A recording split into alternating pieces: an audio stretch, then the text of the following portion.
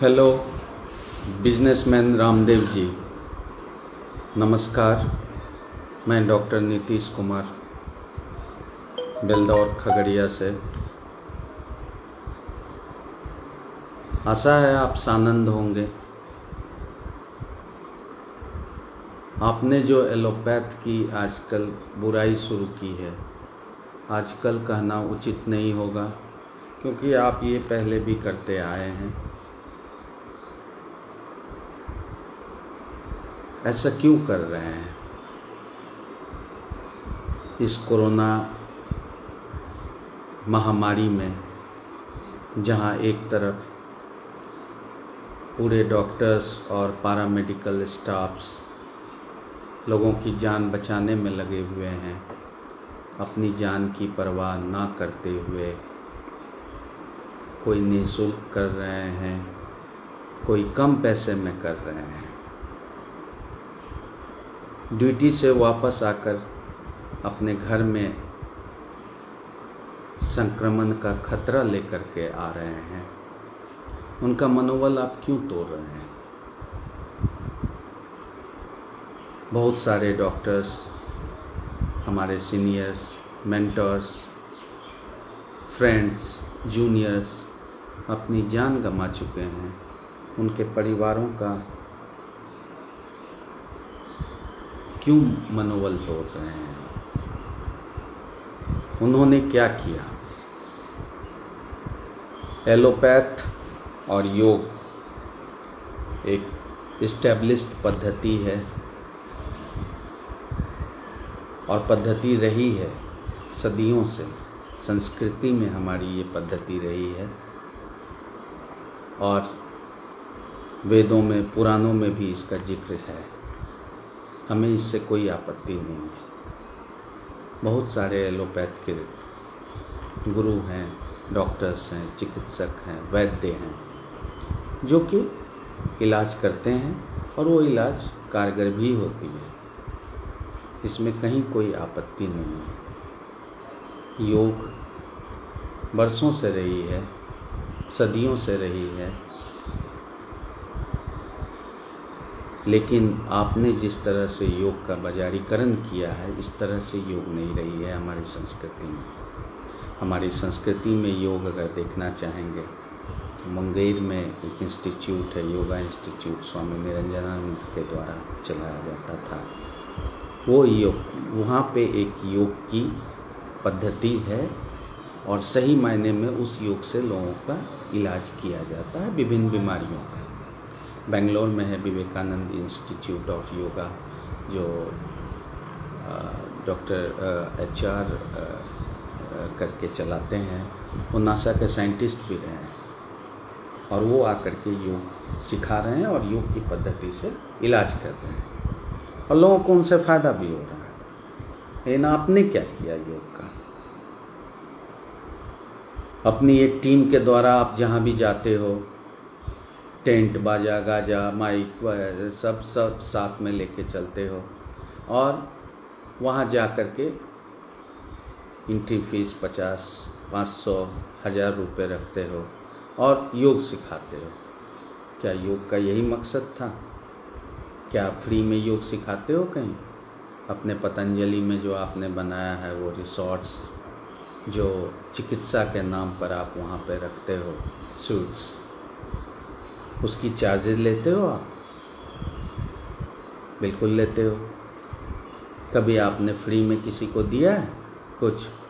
Mass scale पे 1-2 लोगों को फ्री में अगर दे दिया हो तो उसकी कोई बात नहीं, और फ्री में भी आप उसी 1-2 लोगों को दिए होंगे जिनसे आपको फ़ायदा होगा या होने वाला होगा। ठीक है ना? तो आपने जिस तरह से बिजनेस को खड़ा किया योग के नाम पे और विश्व योग गुरु बन रहे हो, ये सही नहीं है। और हमने फिर भी इस पे सवाल नहीं उठाए, लोगों के ऊपर छोड़ दिया। जो लोग, जिनको जो सोचना है वो सोचें, लेकिन हमने सवाल नहीं उठाया।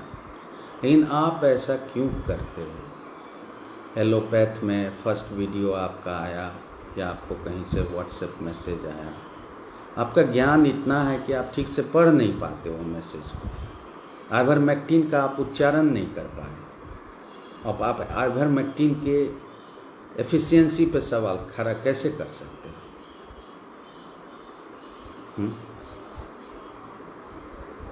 डॉक्टर लेले ने जब आपसे पूछा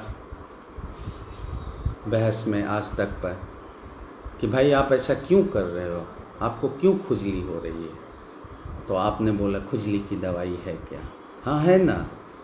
एलोपैथ में खुजली की दवाई मैं बताता हूँ। आक के पत्ते को बकरी के दूध में मिलाकर लगा लो, खुजली जन्म से गायब, है ना। यही चाहते हो, यही सुनना चाहते हो। खुजली तो आपको मची हुई है। आप खुजली की दवा खोजो और खुजली का इलाज करो। फैटी लीवर और लीवर सिरोसिस की बात करते हो आप। गिलोय पीपी करके आप institute of liver biliary sciences Delhi में जाओ, डॉक्टर एस के सरीन से भी बात कर सकते हो। गिलोय पीपी करके तो आप जो है लोगों को पिला पिला कर सिरोसिस करवा दिया आपने, और इसके एविडेंस हैं। आपके कोई एविडेंस हैं?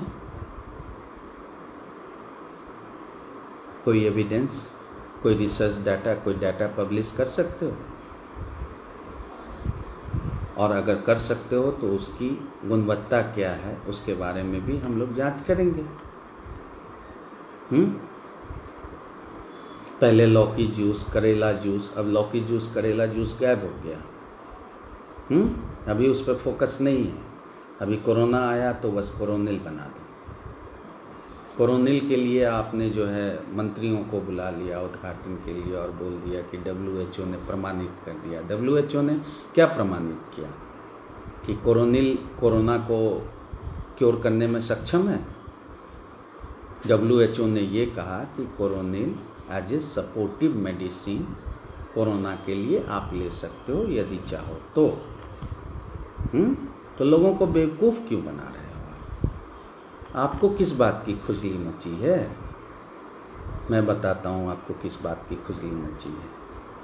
आपको खुजली मची है कि 2016-17 में आपका नेट इनकम 11,000 करोड़ से ऊपर था, जो 2019-20 में 240 करोड़ के आसपास आ गया। इतना बड़ा डिफरेंस नेट इनकम में, इसलिए आपको खुजली मची है।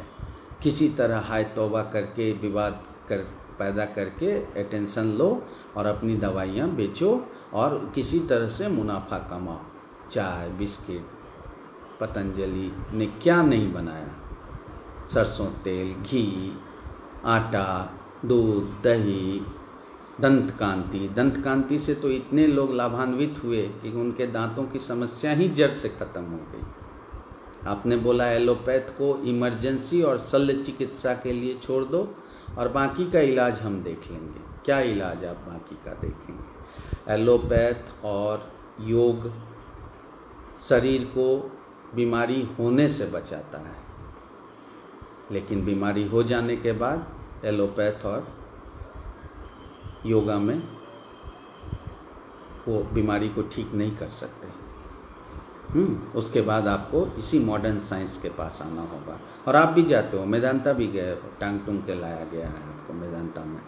आपके जो आचार्य बालकृष्ण जी हैं, जो पत्ते और पत्तियों के बहुत बड़े जानकार हैं, बराबर बगीचे में जा कर के वो उसके गुण के बारे में और उसका नाम के बारे में बताते रहते हैं।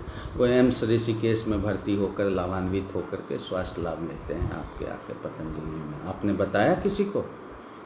आपके सहयोगी, करीबी सहयोगी बंसल जी जो अभी कोरोना से मर गए हैं, कैसे मर गए? करोड़ों लोग कोरोनिल से ठीक हो गए, लेकिन बंसल जी नहीं ठीक हो पाए। और बंसल जी के अलावा और भी लोग हैं आपके पतंजलि में, सबों का नाम मैं नहीं जानता और सबों का नाम लेना उचित भी नहीं है। बंसल जी के प्रति भी मेरी सहानुभूति है, उनके परिवार के प्रति भी मेरी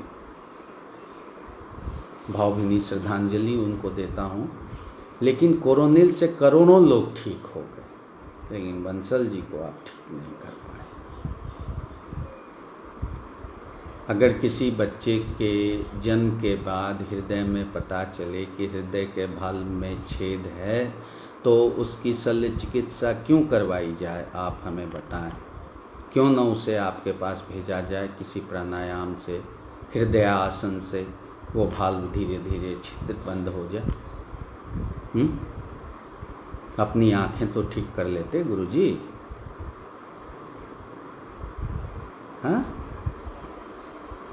वो ताकत आप में नहीं है। अभी लौकी का जूस, करेला का जूस याद नहीं आ रहा है किसी को, क्योंकि बहुत लोगों ने करेला जूस पी करके अपने डायबिटीज़ को बढ़ा लिया। आपने बोला था ठीक होगा, आपने किसी को खोया है अपनों को कोरोना में? आपका तो शायद परिवार ही नहीं होगा।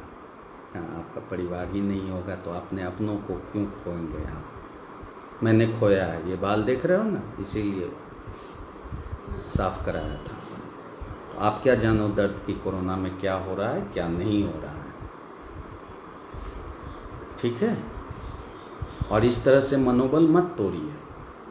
वो 240 करोड़ आप किसी तरह से 1100 करोड़ तक ले जाएंगे अपना नेट प्रॉफिट आने वाले समय में। चिंता मत कीजिए, हड़बड़ी मत कीजिए। अरे जितना पैसा है पहले उसको रखिए। उस पर टैक्स देते हो बाबा जी? ट्रस्ट बना करके जो टैक्स की चोरी कर रहे हो वो टैक्स देते हो आप? देशभक्त हो आप, देशभक्त। वो स्कॉटलैंड के बगल में जो बड़ा सा जो प्लॉट खरीदा है उसका क्या है? अब वहाँ विदेशों में विदेश भक्त हो जाना चाहते हो? यूके में जो चल रहा है आपका ट्रस्ट, हर जगह ट्रस्ट बना लो। मेगा फूड पार्क के लिए हज़ारों एकड़ ज़मीन ले लो और वो ट्रस्ट में चला गया। उसका कोई माय बाप नहीं, कोई पूछने वाला नहीं।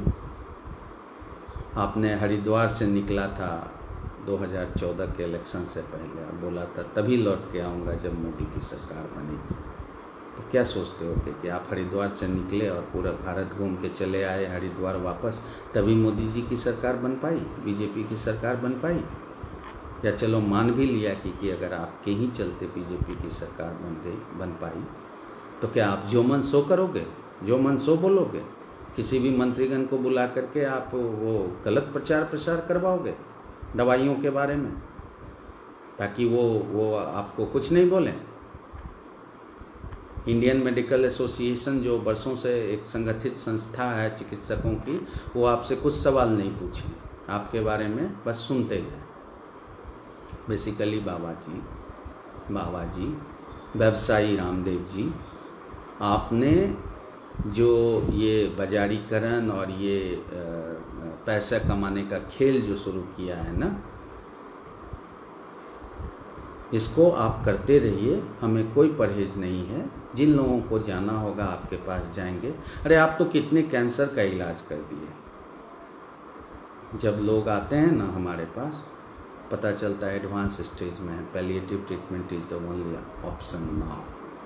तो पूछता हूँ कि भाई इतने दिनों से कहाँ था? बाबा जी का ले रहे थे। बाबा जी के यहाँ बोले बहुत आदमी ठीक हो जाएंगे। बीपी के लिए लोग यहाँ पर जो है नीम के पत्ते, और बहुत सारे लोग मरीज आते हैं रोज़, और क्या पत्ता वो बोलते हैं कि लेते हैं, और जब बीपी पूरा बढ़ा हुआ रहता है तब यहाँ आते हैं, जब पैर लड़खड़ाने लगता है तो, और उस समय हम ही लोग इलाज करते हैं। वो इमरजेंसी मेडिसिन नहीं है, वो इमरजेंसी इलाज नहीं है। पहले बीपी आपने समय पे नहीं दिखाया, समय पे दवाइयाँ नहीं ली, पत्तों के बल पे आप कर रहे थे, छाल के बल पे कर रहे थे, और वो जब इतना बढ़ गया तो आप हमारे पास आए। वो इमरजेंसी मेडिसिन में नहीं आता है जो आप बोल रहे हो कि इमरजेंसी मेडिसिन और शल्य चिकित्सा को हमारे ऊपर छोड़ देना चाहिए। क्यों? शल्य भी आप ही कर लो, आप तो कुछ भी कर सकते हो। अब तो CT स्कैन, MRI, किसी चीज़ का पेट स्कैन का कोई रोल ही नहीं है। आप अपनी दिव्य दृष्टि देख सकते हो कि कहाँ तक बीमारी है, कहाँ तक फैली हुई है। आपके साथ वो जो 4 जून को हुआ था 2006 में, वो सही हुआ था, सही ट्रीटमेंट आपका वो था। उस समय हम लोगों को भी लगा था कि आपके साथ गलत हुआ है, लेकिन आपके साथ सही हुआ था। बिल्कुल आपको सही से समझा था कपिल सिब्बल जी ने। कपिल सिब्बल जी, दिग्विजय सिंह जी, चिदम्बरम जी, ये लोग आपको सही से टैकल किए थे उस समय। जो ज़िंदगी भर बोले थे कि सिले हुए वस्त्र नहीं पहनूंगा, उसमें जो भागे थे, और योग में तो आप महीनों महीनों भूखे रह सकते हो। लेकिन सुना था आपका 10 दिन में ही हालत ख़राब हो गई थी। उस समय हरिद्वार में बहुत बड़े बड़े बाबा लोग आए थे और वो आपको अन्न जूस पिला रहे थे, आपका अनशन तुड़वा रहे थे, क्योंकि आपकी स्थिति बहुत ख़राब हो गई थी। ये बताओ ना लोगों को, केवल ये बताते हो कि एलोपैथ में क्या है। अरे ये बताओ कि मैंने योगा से 10 दिन भी भूखा नहीं रह सका, योगा के दम पे। आपका सही ट्रीटमेंट वही था, समझे व्यवसायी रामदेव जी। और कुछ बोलने की ज़रूरत है तो बताइए, बोलूँगा। अब फंगस आ रहा है, black fungus, yellow fungus, white fungus, बना लो फंगोनिल। अब पहले फंगोनिल बनाओ, उसके बाद उसमें भी वैरायटी कर दो, ब्लैक फंगोनिल, वाइट फंगोनिल, येलो फंगोनिल, एक ऑरेंज फंगोनिल का बना करके अपने भी खा लो, नहीं होगा फंगस। एविडेंस बेस्ड बात कीजिए, तभी बात करेंगे। नहीं तो आप जैसे 7वीं पास या 7वीं से भी कम पास साइकिल पे घूमने वाले जो गुरु के पास आए हरिद्वार में, शिक्षा लिए, दीक्षा लिए, उसके बाद गुरु गायब, आप स्क्रीन पे चालू। आप बहुत रसूख वाले आदमी हैं, कुछ भी कर सकते हैं। तो मैंने तो अपना नाम पता बता ही दिया है। बहुत रसूख वाले आदमी आए, बाबा राम रहीम भी बहुत रसूख वाले आदमी थे, कोई डर से टच नहीं करता था उनको। बाबा आसाराम बापू भी बहुत रसूख वाले आदमी थे। सब रसूख चला जाता है बाबा जी, जब एक बार कानून के चक्कर में आओगे ना, कानून अपना काम अगर ढंग से करने लगी, सब व्यवसाय आपका चला जाएगा। ठीक है, तो आगे से ये स्टुपिडिटी बंद कीजिए, नहीं तो इसका जवाब आपको कानून के तरीके से, कानून के लहजे में देने के लिए इंडियन मेडिकल एसोसिएशन बाध्य करेगी सरकार को, और सरकार को करना पड़ेगा। हद की सीमा पार कर चुके हैं आप। आपकी खुजली आपकी कमाई को लेकर हो रही है, और आप चाहते हो कि किसी तरह ये भरपाई इसी महामारी में कर लें। अरे आप क्या निस्वार्थ सेवा करोगे बाबा? निस्वार्थ सेवा आप करोगे? आप चिकित्सकों को सिखाओगे, इंडियन चिकित्सकों को? क्या चाहते हो हम लोग विदेश चले जाएं? उसके बाद आप कहोगे कि देशद्रोही हैं। पढ़ाई लिखाई यहाँ की, अब जाके विदेशों में सेवा दे रहे हैं। आप जानते हैं विदेशों में डॉक्टर की क्या कद्र है? अगर वो कद्र यहाँ, उसका रत्ती मात्र भी कद्र यहाँ हो जाए ना, तो आप लोग जैसे आदमी कहाँ रहेंगे वो तो आपको पता, अनुमान लगा ही सकते हैं आप, क्योंकि आपका ब्रेन तो तेज है ना। इसलिए बंद कीजिए। नमस्कार। कोई तकलीफ़ हो तो सीधा संवाद कर लीजिएगा 9931444642। रिपीट करता हूँ 9931444642। Owner of Prasad clinic Beldaur Khagaria, doctor Nitish Kumar. धन्यवाद।